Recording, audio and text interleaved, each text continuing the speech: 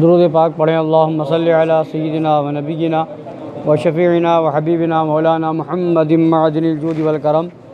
و آلہ الکرام و ابنہ الکریم و امتہ الکریمۃ و بارک وسلم۔ 16ویں پارے کی آیت کریمہ ہے سورہ کہف شریف۔ قل لو کان البحر مدادا لکلمات ربی لنفد البحر قبل ان تنفد کلمات ربی ولو جئنا بمثلہ مددا۔ یعنی تم فرما دو اگر سمندر میرے رب کی باتوں کے لیے سیاہی ہو تو ضرور سمندر ختم ہو جائے گا اور میرے رب کی باتیں ختم نہ ہوگی، اگرچہ ہم ویسا ہی اور اس کی مدد کو لے آئیں۔ یعنی یہ آیت کریمہ اس وقت نازل ہوئی کہ کچھ یہودی حضور پاک صاحب الاولاق صلی اللہ تعالی علیہ وآلہ وسلم کی بارگاہ عالی وقار میں حاضر ہوئے اور ان لوگوں نے کہا کہ آپ یہ کہتے ہیں کہ قرآن حکمت ہے اور ہمیں حکمت دی گئی ہے اور قرآن پاک میں ہی ہے وَمَنْ يُؤْتَ الْحِكْمَةَ فَقَدْ أُوتِيَ خَيْرًا كَثِيرًا، جسے حکمت دی گئی اسے خیر کثیر دیا گیا۔ اور پھر آپ ایک اور بات فرماتے ہیں کہ تمہیں جو علم ملا ہے وہ بہت کم ہے، جو ہمیں علم ملا ہے کم ہے۔ تو یعنی ان یہودیوں نے حضور پاک صلی اللہ تعالیٰ علیہ وآلہ وسلم کی دو باتوں میں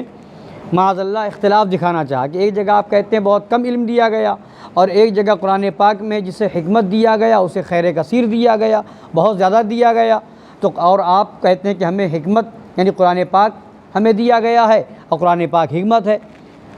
تو یہ آیت کریمہ نازل ہوئی کہ اے محبوب آپ فرما دیجئے اگر سمندر میرے رب کی باتوں کے لیے سیاہی ہو تو ضرور سمندر ختم ہو جائے گا اور میرے رب کی باتیں ختم نہ ہوں گی، یعنی جو رب کی باتیں ہیں وہ ختم ہو۔ قل لو کان البحر مدادا لکلمات ربی، کہ تم فرما دو اگر سمندر میرے رب کی باتوں، کلمات یعنی باتوں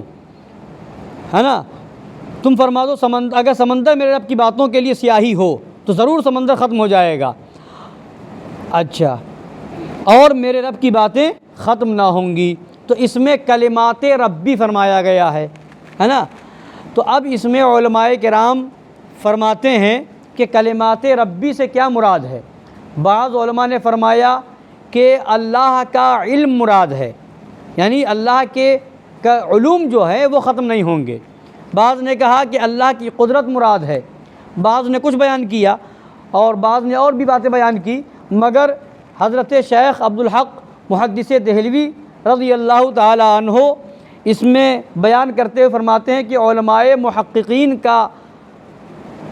کہنا یہ ہے کہ یہاں جو فرمایا گیا کہ رب کے کلمات ختم نہیں ہوں گے، سمندر ختم ہو جائے گا اگر سمندر کی سیاہی بنا لی جائے اور اس سے لوگ لکھنا شروع کریں تو کلمات رب ختم نہ ہوں گے اور سمندر ختم ہو جائے گا، پھر اس کی طرح سمندر ایک اور آ جائے پھر بھی وہ سمندر ختم ہو جائے گا مگر رب کے کلمات ختم نہیں ہوں گے۔ تو شیخ عبدالحق محدث دہلوی فرماتے ہیں یہاں کلمات ربی جو فرمایا گیا اس سے مراد کمالات محمدی ہے، یعنی سمندر کو سیاہی بنا دیا جائے، روشنائی بنا دیا جائے اور جتنے لکھنے والے ہیں لکھنے کے لیے لگ جائیں اور نبی کی تعریف اور نبی کے فضائل، نبی کے کلمات لکھتے چلے جائیں، نبی کے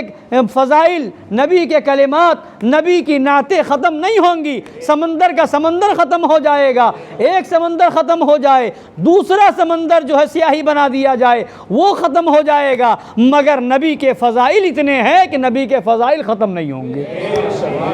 اور یہاں تو یہ فرمایا گیا کہ سمندر ختم ہو جائے گا اور رب کے کلمات ختم نہیں ہوں گے، اگرچہ ہم ویسا ہی اور اس کی مدد کو لے آئیں، یعنی ایک سمندر ختم ہو جائے پھر ایک اور سمندر لے آئیں، دو سمندر کی بات ہے۔ مگر پھر قرآن پاک میں ہی دوسری جگہ فرماتا ہے وَلَوْ أَنَّ مَا فِي الْأَرْضِ مِنْ شَجَرَةٍ أَقْلَامٌ وَالْبَحْرُ يَمُدُّهُ مِنْ بَعْدِهِ سَبْعَةُ أَبْحُرٍ مَا نَفِدَتْ كَلِمَاتُ اللَّهِ إِنَّ اللَّهَ عَزِيزٌ حَكِيمٌ۔ اور دوسری جگہ فرمایا اور اگر زمین میں جتنے پیڑ ہیں سب قلمیں ہو جائیں اور سمندر اس کی سیاہی ہو، اس کے پیچھے 7 سمندر اور سارے درخت جو ہے قلم بن جائیں اور سمندر کے پیچھے 7 سمندر اور ہوں تو بھی اللہ کی باتیں ختم نہ ہوں گی۔ ما نفدت کلمات اللہ، اللہ کے کلمات ختم نہیں ہوں گے۔ تو یہاں پر بھی اللہ کے کلمات فرمایا گیا، تو کلمات اللہ سے مراد فضائل و کمالات رسول اللہ، یعنی نبی کے وہ کمالات ہیں، نبی کے وہ فضائل ہیں کہ ایک سمندر نہیں، ایک سمندر کے بعد 7 سمندر اور ہو جائیں اور نعت لکھنے والے لکھتے چلے جائیں، پڑھنے والے پڑھتے چلے جائیں، پوری دنیا کے درختوں کو قلم بنا دیا جائے، قلم پوری دنیا کے درختوں کا قلم ختم ہو جائے گا اور سارے کے سارے سمندر ختم ہو جائیں گے، 7 سمندر ختم ہو جائیں گے، مگر نبی کے کمالات اتنے ہیں، نبی کے فضائل اتنے ہیں کہ وہ ختم ہونے والے نہیں ہیں۔ اور آپ دیکھیں کہ جب سے دنیا بنی، بلکہ دنیا بننے سے پہلے ہمارے نبی کی نعتیں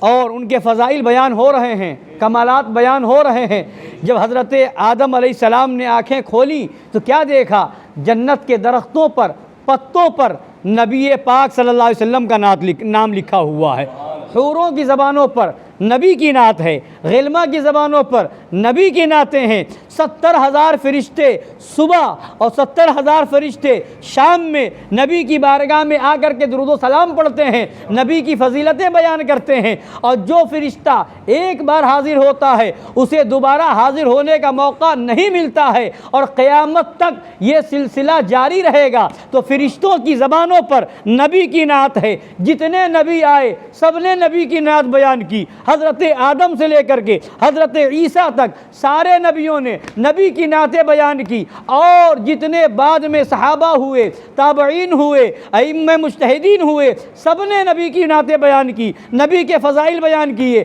نبی کے کمالات بیان کیے، آج تک بیان ہو رہا ہے، دنیا چلتی چلی جا رہی ہے، نبی کے فضائل اتنے ہیں کہ بیان ہوتے چلے جا رہے ہیں، کمالات وہ ہیں جو بیان ہوتے چلے جا رہے ہیں۔ تو سارا سمندر ختم ہو جائے گا مگر نبی کے فضائل مکمل نہیں ہوں گے۔ تو یہ ہے ہمارے آقا کی شان۔ صاحب قصیدہ بردہ فرماتے ہیں، قصیدہ بردہ شریف کے لکھنے والے فرماتے ہیں کہ سرکار دو عالم صلی اللہ تعالی وسلم کی نعت کہنے میں نصرانیوں نے جو کیا تھا، دعویٰ کیا تھا حضرت عیسیٰ علیہ السلام کے بارے میں، یعنی حضرت عیسیٰ علیہ السلام کو خدا بنا دیا معاذ اللہ، کچھ عیسائیوں نے خدا کہہ دیا، کچھ نے خدا کا بیٹا مان لیا معاذ اللہ۔ تو فرماتے ہیں مفہوم یہ ہے ان کے شعر کا کہ جو نصرانیوں نے، عیسائیوں نے کیا کہ حضرت عیسیٰ علیہ السلام کو اپنے نبی کو خدا بنا لیا، وہ تم نہ کرو، اس کے علاوہ جتنا ہو نبی کی فضائل بیان کرو اور جو چاہو وہ بیان کر دو، بس خدا نہ کہو، نبی کو جو کہو وہ بیان کر سکتے ہو۔ وہ اعلیٰ حضرت کے بھائی استاد زمن سرکار علامہ حسن بریلوی رضی اللہ تعالیٰ عنہ فرماتے ہیں، خدا کرنا ہوتا جو تحت مشیت، خدا کرنا ہوتا جو تحت مشیت، خدا ہو کے آتا یہ بندہ خدا کا، خدا کرنا ہوتا جو تحت مشیت، یعنی دوسرا خدا نہیں ہو سکتا، خدا کی مشیت اور خدا کی قدرت میں نہیں ہے۔ اگر یہ خدا کی قدرت اس پر نہیں، یہ محال چیز ہے، اور اگر مان لیا جائے کہ دوسرا خدا ہو سکتا ہے تو معاذ اللہ یہ تو شرک ہو جائے گا۔ تو دوسرا خدا ہونا محال ہے، تحت قدرت نہیں ہے۔ اگر یہ بھی تحت قدرت ہوتا، یہ محال نہ ہوتا، تو پھر مدینے والے سرکار خود خدا بن کر کے آتے، مگر یہ نہیں ہو سکتا، اس لیے کہ خدا کرنا تحت مشیت نہیں ہے۔ خدا کرنا ہوتا جو تحت مشیت، خدا ہو کے آتا بندہ خدا کا۔ تو یہ ہمارے آقا صلی اللہ تعالی وسلم کی شان ہے کہ